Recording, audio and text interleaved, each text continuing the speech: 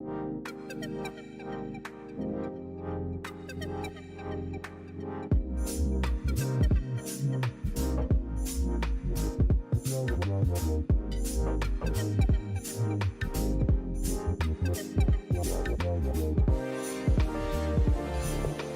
everybody. This is Paul Hitchcock. I'm with Barth Calderon. This is Wealth Protector TV. This is our media channel where we bring incredible content to all those that watch it on important topics.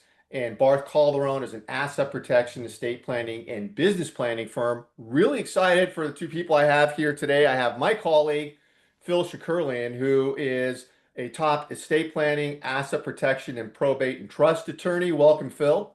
Good morning, Paul. Thanks for having me. Absolutely. They have Dar Mardan, who is many things. Dar, you're an entrepreneur. We've gotten to know each other a bit. You are a realtor in Southern California. You also have a CPA background, tax knowledge, and you have a very comprehensive approach to how you're helping people, which we're going to get into. But welcome, Dar. Thank you, sir. Nice being here. Yeah. Okay. Let's get into this because this is great, and there's a lot of value here. Um, You two are highly collaborating with each other. And Dar, I want to start with you first to let people know exactly what your focus is, who you're working with, and how you're helping people. Well, I work with Pacific Sotheby's. That's the broker that I'm with. I also work with my wife and my son. We have a family business, and our main focus is doing residential property purchases and sales, but we also do commercial properties as well. That's about 30% of what we do. Um, the area we cover is San Diego County, LA County, Orange County, and Riverside. We have a number of agents beside us that do this.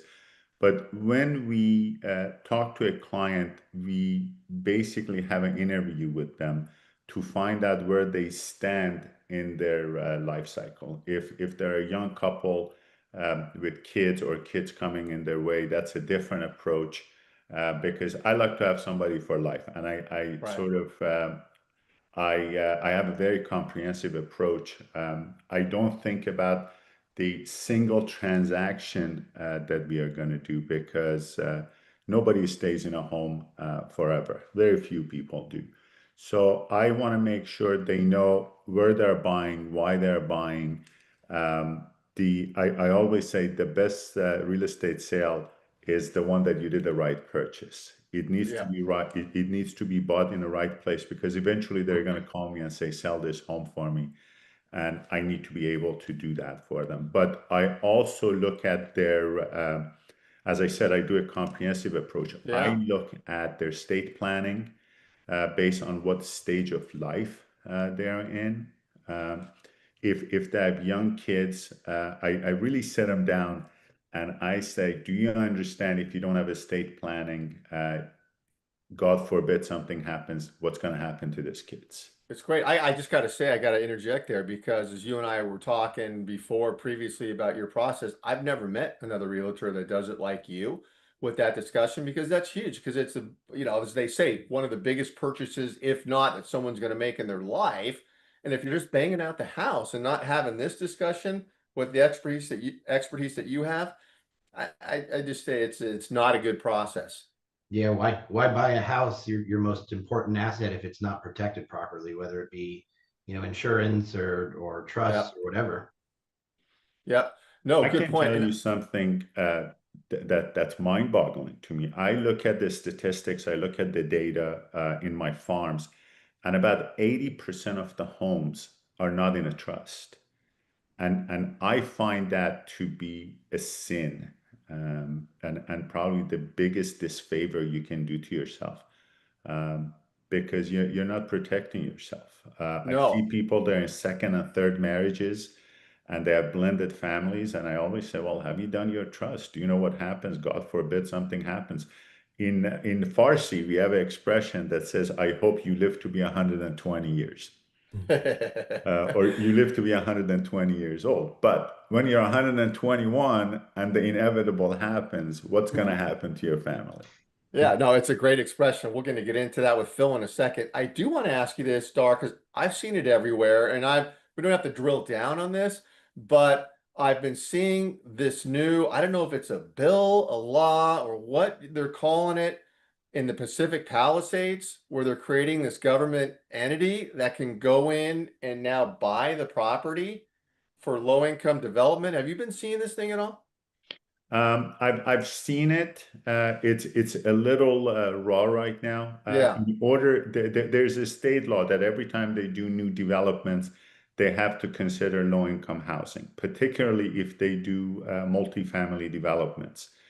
And if you're building, let's say, an apartment building, if you add low-income sort of housing in there, you will get additional units allowed in the property. Okay. Okay, Okay. and And that is counties not have their just own related rules to as well. Palisades, it's related to entire LA County, and it's a Yeah. state law. Yeah. Phil, what were you saying? Yeah, I was saying counties have their own rules as well. There's different rules for San Francisco versus LA and other counties. Yeah, well, let's segue a bit here, and we're going to come back. And but Phil, I want you to describe your focus and some of the hot issues you wanted to bring up here too.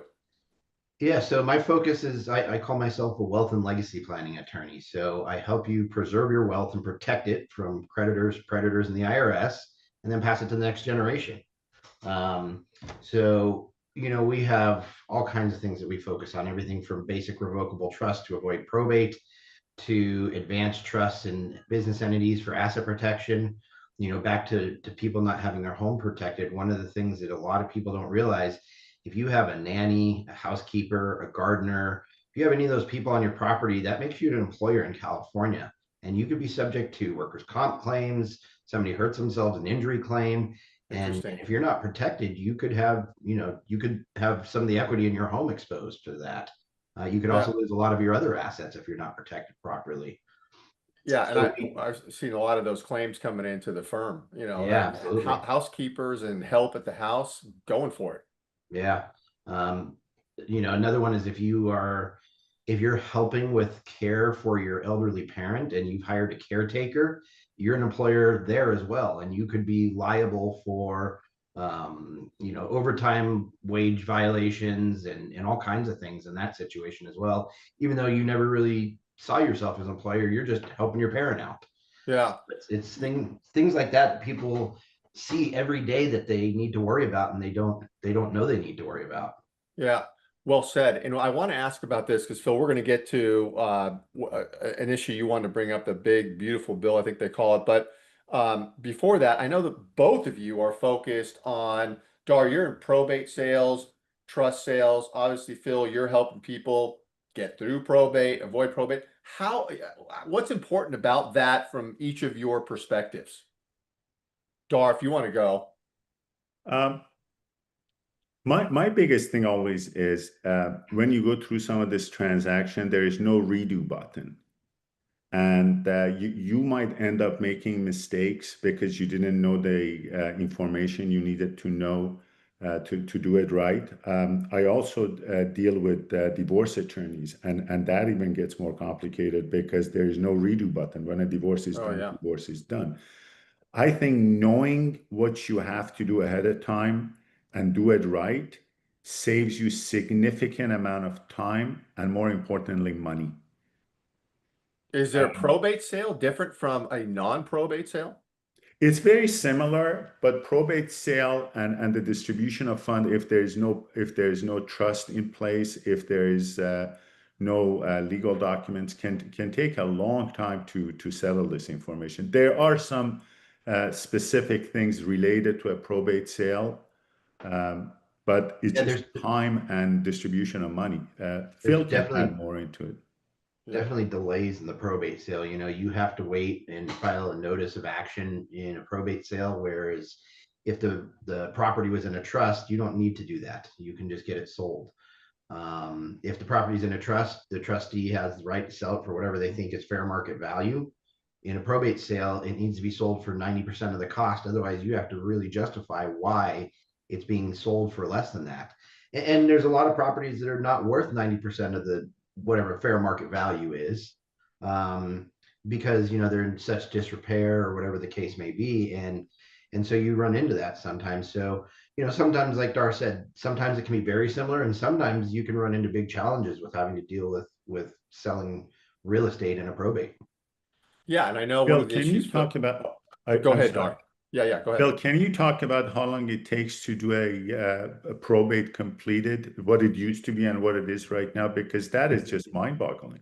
Yeah, it used to be, it was never a quick process. You used to be able to get a probate done, best case scenario, in 6 months.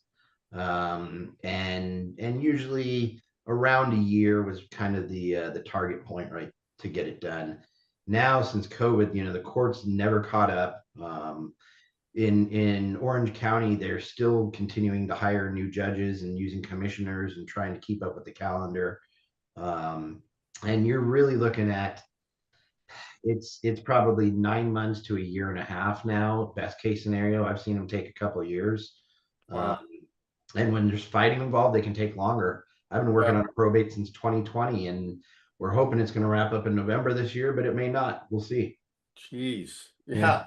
Yeah. Not a pretty scenario. And I know, Phil, you're dealing too with if even if there isn't a confrontation, if someone is selling property, let's say parents pass and there's 4 kids, you've got to help that family figure out what if 2 kids don't want to sell the property, 2 kids do want to sell the property. How do you divide the assets when you're putting the trust together? I mean, that's a big deal, right? I Yeah. mean, Absolutely. yeah. It's important to have a good lender on your side for that, because typically what happens is a couple of the kids will ask to be bought out while a couple other kids end up remaining on title. And then, depending on how many kids there are that are going to remain on title, you may have a management issue. And, you don't want to put 4, 5, 6 names on the title. It just becomes a huge pain to get anything accomplished with the property. So you typically want to put it into something like an LLC where it's easy to Yep. manage and you can designate one person as the representative. But yeah, there's a lot of challenges. Yeah. Yeah, and that's interesting because when the parents are living in the house, obviously it's the primary residence. When they're out of it and now they're renting it, the whole property character has changed, and I don't think a lot of families realize that. They see, oh, it's in the house I grew up in. Well, yeah, it's a rental home now, and you've got liability associated with it that you never had before in your life because your parents were living there. It's an interesting, Yeah. issue that comes up. And when it becomes a rental property, you now have, when the parents die, you have estate tax, capital gains tax, property tax, and now income tax to deal with as well. And so there's a lot of ways that you can really save money in taxes if you do things properly as well. Yeah, Prop 19 could be thrown Yeah. in the mix, something like Yeah, that. absolutely. Well, Phil, you mentioned the big, beautiful bill.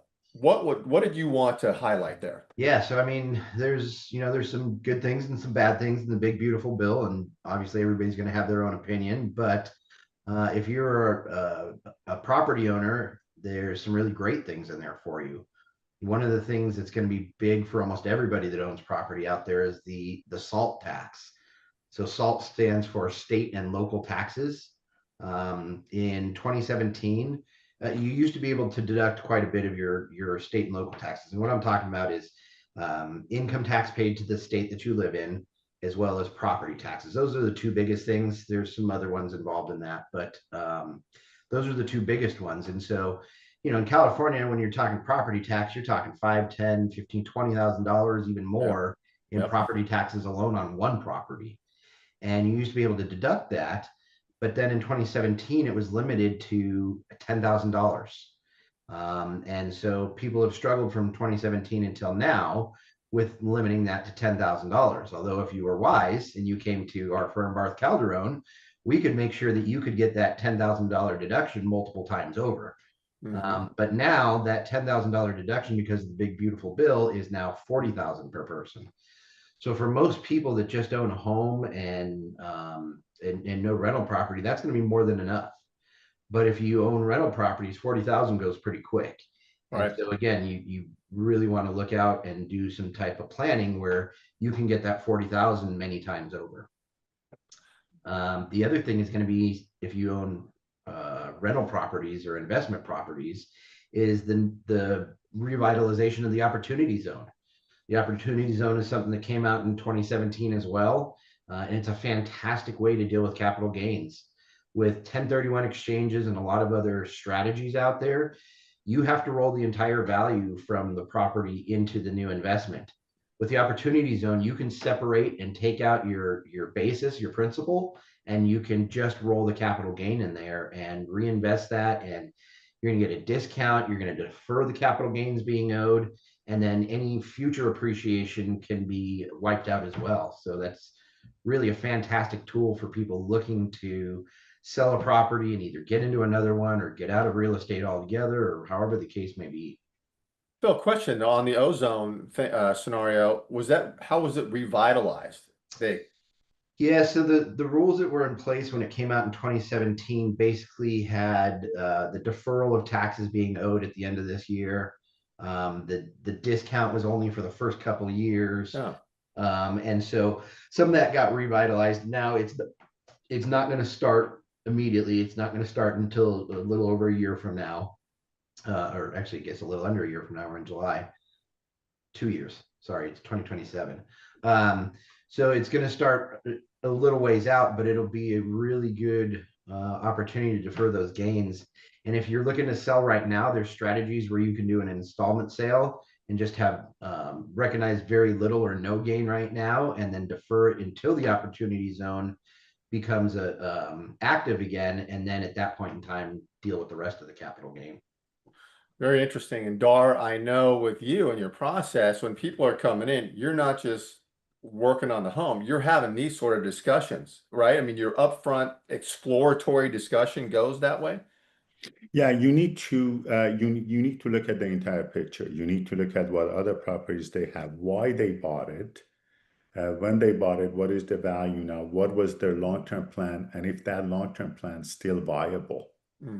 I've had cases, as Phil was mentioning, I've had cases that people want to do a 1031 exchange and they have to roll over the entire money to the next property, and that can be that cannot be ideal in certain situations. So this is a great update to give the clients that you know there are different ways of skinning the cat right now. Let's see what else. I've had clients. I actually have a story to tell you. I had a client one time that she wanted to sell her home because she wanted to give $1 million to each child. And we sat down and looked at everything. She was 87 years old. And she said that the purpose of the sale was to give the money to the kids. And I said, well, if you do this, you have to pay all these capital gains on this. And I use that expression, I hope you live to be 120, but Yeah. 121, what are we going to do? So we basically got a mortgage on the house. We paid all the kids $1 million, and we waited. She passed away a couple of years later, and we sold the home.